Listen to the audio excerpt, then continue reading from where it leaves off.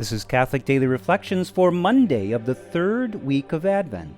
Today's reflection is entitled, Religious Politicians.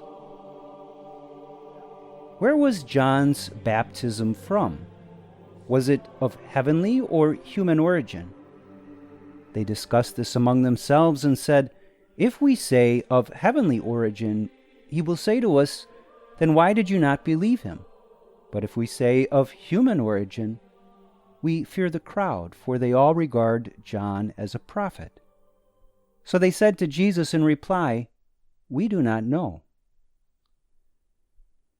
This is a perfect example of how not to live your life. But sadly, this is too often an illustration of the way many in authority do live their lives. In this gospel passage, we see the Pharisees acting as what we may term religious politicians. A religious politician is one whose religious convictions are decided in a backwards sort of way. Ideally, we will turn our eyes to Christ and all that he has revealed to us. This will produce the glorious gift of authentic faith, and from that rock foundation of faith we act. But the Pharisees allowed their convictions to be based on what they perceived would produce the best outcome at the moment.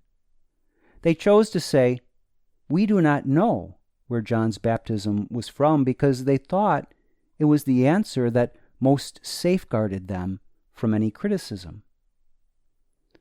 As followers of Christ, we need to be ready and willing to suffer any and all ridicule that comes from living our convictions of faith in an open way. Faith will lead to charity, and charity will always be grounded in the truths of faith.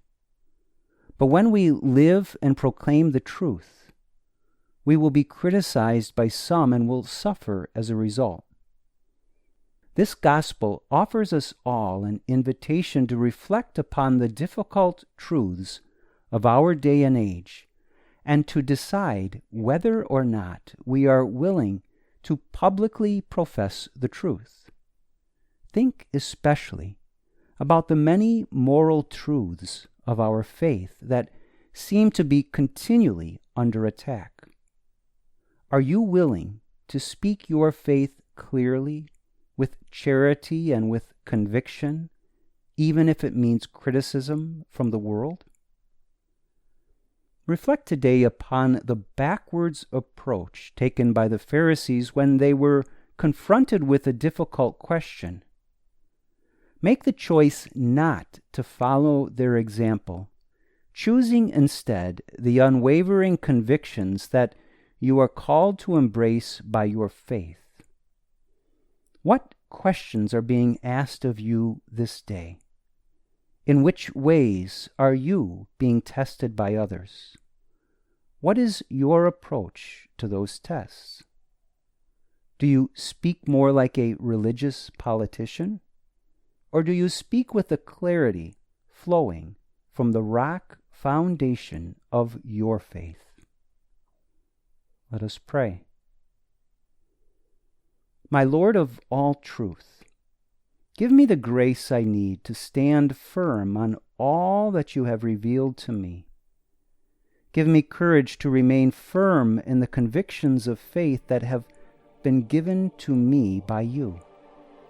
May I proclaim this faith to all whom I encounter so that I can be an instrument of your love and mercy to the world. Jesus, I trust in you.